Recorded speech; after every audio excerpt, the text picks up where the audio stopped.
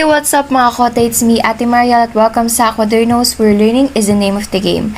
So kung bago ka pa lamang sa aming YouTube channel, i-click mo ng subscribe, like, and share button para may updated ka sa aming mga videos.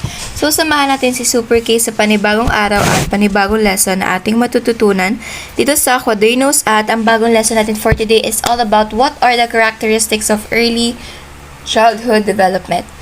So start na natin. Language. Babies are born ready to learn language. And from the beginning, your infant will be listening to the sounds he hears around him. So, by age 1, he will respond to his name, look where you point, and say a few of his own words. So, ayun yung magiging development niya when it comes to language. So, as a toddler, he will begin to follow simple directions. And according to healthychildren.org, once he is 2 years old, he will be able to say more than 50 words and begin to combine some of those words into simple sentences. So, when it comes to language, pag nag-develop siya as a toddler, ganun yung magiging development niya and magiging respond niya. So, when we say walking and running naman, as an infant, your baby will learn to roll over, sit up, crawl, and pull to standing position. It's all leading to his first steps, which will occur around his first birthday. When it comes to walking and running, once he begins walking on his own, he will quickly learn to run and climb by the time he is 2. So as a preschooler, he will be able to jump, hop, and walk and up and down stairs independently. So that's the development na ma-achieve niya when it comes to walking and running on as a toddler. So concepts. Concepts as a toddler, your little one will begin to understand simple concepts as he is better able to recognize similarities and differences. He will begin to sort objects by color and shape. He will understand position words such as over, under, around, and beside. So sa concepts, when your children is 3 years old, he will be able to name the colors and have an understanding of what concept of counting. For example, nagsastart na siyang matuto mag-countings ng 1 to 10. He will know, or he or she will know the color red. What is the color red? And then dyan yung orange, blue, yellow, or pink. So, yan yung about sa concepts. When it comes to pretend play naman, very young toddlers begin to imitate adult actions by stirring a spoon in a play pot or holding a toy phone to their ears, which is the first step of pretend play. So in pretend play, by the time your kiddo is 2, so he or she will engage in more make-believe play with your guidance. So for example, mahilig yung parents natin na nasa harap ng baby na tumatawag. So sometimes he will imitate yung sarili niya na parang may tinatawagan din siya, katulad ng ginagawa ng parents niya. As a preschooler, he will invent fantasy scenarios with more detailed story while he plays. So that's something na develop niya when it comes to pretend play. So next tayo. So sa fine motor skills naman, so fine motor skills is small muscle of the hand developed during the early years, which is called fine motor development. Babies use their fingers and hands as they pick up small pieces of food or dump out containers. So when it comes to fine motor skills naman, the fine motor skills, toddlers will build towers of blocks and use crayons to scribble. By the time your child is a preschooler, he will able to copy lines and simple shapes and will begin to use scissors to snip. So yan, natututo na siya na humawak ng gunting. He will know what to do. He will use crayons na to color their drawings, to color something.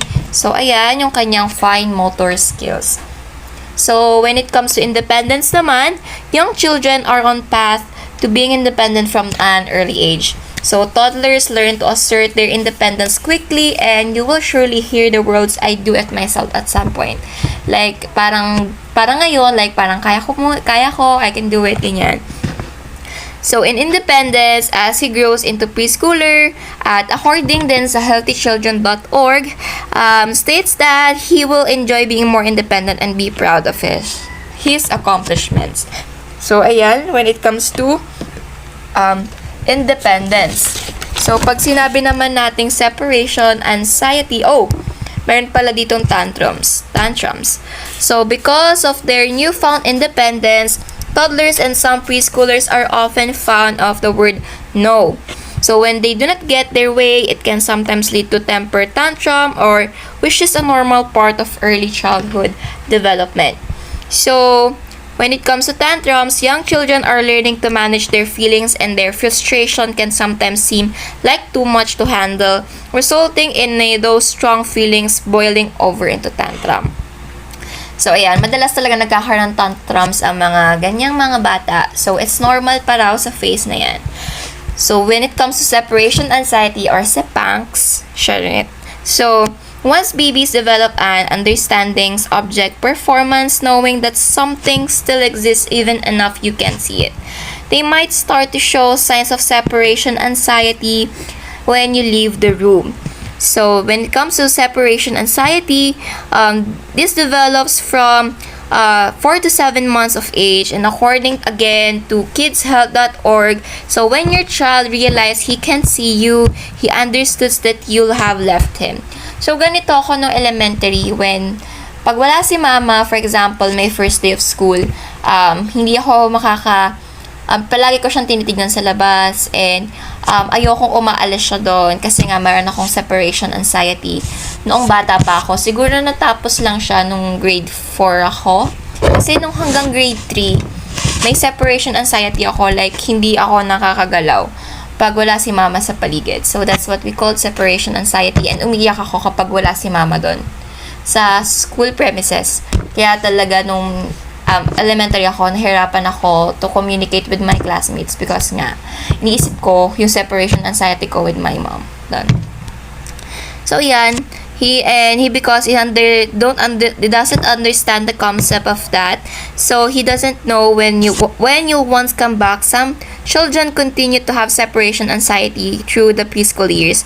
But with constant goodbyes, children learn that you will always come back.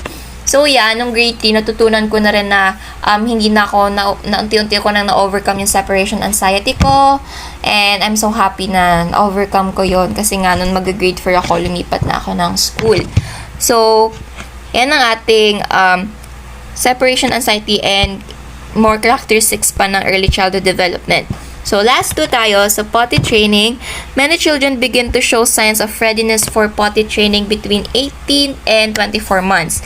According to Kids Health, these signs usually include following instructions, keeping a diaper dry for 2 more hours, and expressing a need to use the toilet. So, in potty training, in short, is they might show some signs of readiness. Many children do not become fully potty trained until months later. And even longer to remain dry at night. So, that's potty training. When it comes to curiosity naman, so curiosity is the driving force behind most learning that young children do.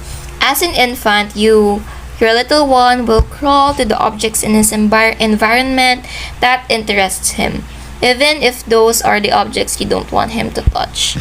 So, that's a very kanina sa trivia, diba? So, child or children are very curious about their surroundings pag ganito yung age nila. So, curiosity, toddlers explore the concepts of cause and effect by watching what happens when they push, pull, being shake or bang some objects. When you have a preschooler, you will often hear the word, why? Ganon. Why? So, which demonstrates his natural curiosity and desire to learn more. So, ayan, ang ating mga characteristics ng childhood development, early childhood. We have language, walking and running, concepts, pretend play, fine motor skills, independence, tantrums, separation anxiety, potty training, and of course, the last one is curiosity. So, activity time.